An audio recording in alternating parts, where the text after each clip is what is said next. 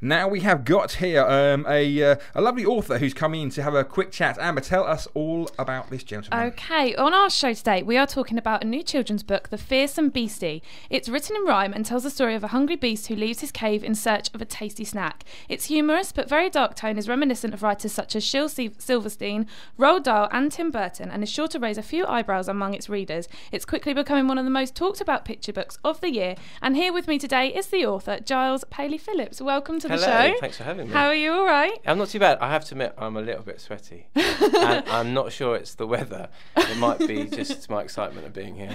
It's probably the excitement. Yeah, It's all good. It's all good. So you've just written the book, and it's all very exciting and going very well. But before we talk about that, you haven't always been a children's writer, have you? No. So how did you journey your way through different jobs or sort of achievements before you got to? Well, I always wanted to be a musician. I played in bands for many years. Had the privilege to play at some really big events, and that's kind of what I always wanted to do. But when my son was born, I started writing little bits and bobs here and there, and I just wanted to write something for him, and that's kind of what inspired me to start writing. Oh, that's very, very cute. So is that where your ideas come from your child? I've got two little boys, 4 and 2, and they are hugely inspirational. It's not always things they do or say that makes me inspired to write stuff, but just wanting to write something for them or something that I think they will enjoy is often more of an inspiration than actually things they say or do. Yeah.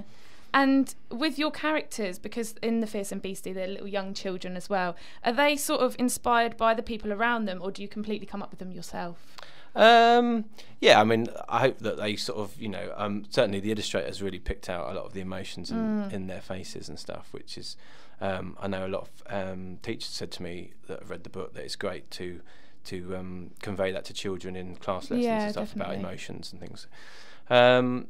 But as far as characters go, in the Fearsome Beastie, the only character really that's based on anyone I know is the grandmother character, which is totally based on my grandmother, who was a hard as nails northerner who would quite happily do what the grandma does. I won't say what the grandma does in the book, to give it away, but she could be quite vicious at times. So That's really, really good. I have to say, it is a beautiful, beautiful book. The illustrations are gorgeous, and it's a perfect thing to want to read to your children just before they go to sleep. And what I think is really lovely about it is that you've written it in rhyme, and I think it's really nice because it's got that kind of rhythm to it, and you want to just get them going to sleep. Why did you choose to write in rhyme as opposed to? I wrote a book of nonsense poetry called There's a Line in My Bathroom. That was my first book, and that's kind of all written in rhyme. And I like rhyming books anyway. My favourite books are the kind of rhyming books that are on the market. And being a musician, I guess, as well, that kind of rhythm and stuff that the words produces, that kind of thing, that excites me. Furthermore from that, really, I wrote it in rhyme also because it's quite a dark book. Yeah, it was like a contrast to write something that was a bit more conducive to sleep and things like that. Yeah, because obviously with the dark tone, you have to be careful. I was going to say it's quite scary for a children's book because I don't have any sort of younger sisters or brothers, so I'm not sure what age would read this. Well, picture books are normally aimed between 3 and 6 years. And it is dark, but hopefully there's a kind of happy ending, so it's not too bad. But I wanted to make certainly make the words right age specific, so it was aimed at that age group. Whereas maybe the dark tone of the story would be aimed at an older child. It's certainly a classic picture book in that it's aimed at that age group. Yeah, definitely. And when you're writing, do you sort of keep it all very secret until it's finished? No one can see, or do you let people see it in progress? No, my wife gets bombarded with constant, is this right? Is this working? Yeah. It tends to be just people that, my children as well. I tend to show them something when I've kind of finished it. Yeah. But during the whole process, I don't tend to show anyone, even my children and wife, until it's completed. Yeah. Because it's kind of pointless in a way. Yeah, you kind of want it so when you're happy with it, you can share what you've achieved. And what sort of advice would you give to anybody else who's sort of thinking about writing? The main thing is to be tenacious. Writing is kind of the easier bit. Getting published is the hard bit. It can take a long, long time, and you need to be quite thick-skinned. I sent my various stories out to hundreds of places. Wow, yeah. And you get hundreds of rejections. I know Stephen King, the prolific writer, he's got a letter spike that he spikes all his rejection letters on it. And apparently he's got a huge pile on his desk, but obviously he's hugely successful now. But you need to take it on the chin and just keep at it. If you really want to do it, you have to just believe in what you're doing and keep plugging away with it, because you know, you only need one person to like it at the end of the day. Yeah, so, that's very true. Yeah. And when you started to write, was there anybody that given you advice or anything that sort of gave you the right path to take? Not when I first started writing. Once I'd got my first publishing deal, I sort of started networking with other authors and illustrators as well, and that's been massive help.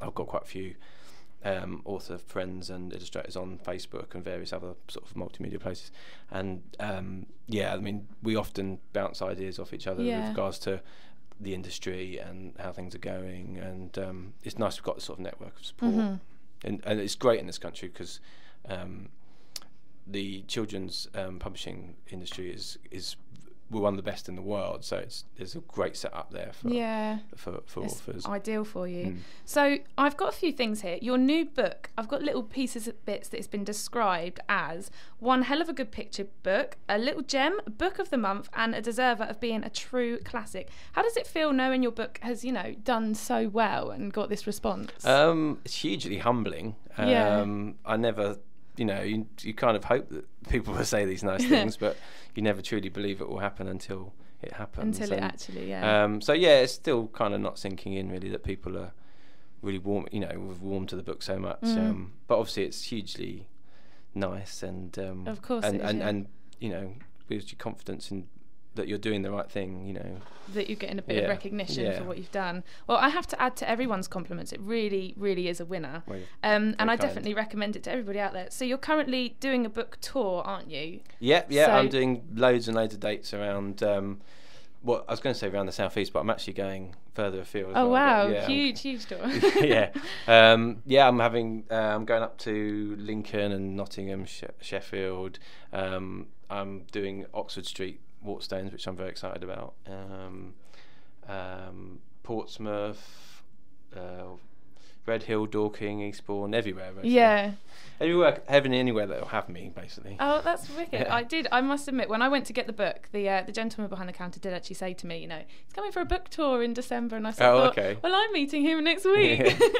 So I'm sure everyone will be very happy to see you on the book signing. And you're also becoming patron for Family Support Work Charity, which is brilliant. So what does that involve? Family Support Work Charity is a charity based in Sussex. It's been around for 120 years, and they just help with families that are having difficulties in particular things like could be that they've suffered bereavement in the family, or they're having problems with monetary things. So it's just a case of they've got a network of social workers that they employ to help out in these situations that perhaps the local government can't help with. I was very honoured to be asked to be patron, and hopefully raise their profile a little bit more. They are hugely successful in what they do, but obviously with the current climate, grants are not as great as they used to be with regards to fundraising. So I'm sort of being brought on board to help perhaps do a few more private fundraising events and things like that, and just raise the profile of the charity. Well, how sorry, Amber. No, go on. How important is local sort of? Because you're from Seaford, aren't you? I am, yourself, and a lovely place to live in, isn't it? And how important is it for you to be involved in something sort of locally and be able to it's huge. I mean, I've lived here all my life, so my parents were heavily involved in charities when I was younger, and I say it's a huge honour to be asked to be involved in such a thing, and I want to do my best for them as well. Fantastic. I'm sure we'll definitely help out on Seahaven FM as well. So please do, No, that's definitely. Sorry, Amber. No, that's all right. You've certainly got a lot of achievements on your back, you know, through the music, through the writing, through the charity. And I'm sure your work will not stop here. So have you got any fixed plans in terms of more books that you've got coming out in a few years? Or? Next year I should have a couple more picture books. I'm also working on another book of nonsense poetry as well. So it's all getting exciting. This carrying on. I mean, I've got a book next year I'm really excited about on a bigger publisher, and I'm quite psyched about that. And Maverick, who've put out Fearsome Beastie, have been a fantastic publisher as well. They've been really, really supportive, and hopefully going to do some more stuff with them as well. So that's really, honestly, it's amazing what you've managed to do already. And just finally, if you could do one book, just one, what would it be? What would the story be? What someone else has written? If you had to narrow it down to one book that you could write. Well, you probably won't have heard of it, but there's a book by a guy called he's Canadian actually, called Robert Newbecker. And I always say this book because it's my favourite picture book. It's called The Courage of the Blue Boy. It's about a boy who's blue, and he gets bored of living in the blue world, and then he goes to discover other worlds, different colours. Eventually finds a world where there's multiple colours, but he finds that there's no blue, so he doesn't fit in. And it's just, he goes off in a room because he has a panic attack, and then he starts to integrate his himself into the new world, and he becomes part of the world, and it's very poignant, and it's beautifully illustrated. But if I could write one book, that would certainly be it. Yeah. Well, thank you very much. Thank you for having me. Yeah. Good luck with everything as well. And thank you. Thank you very much indeed, Giles. No, thank you. Thank you. We'll be back after the break. Seahaven FM.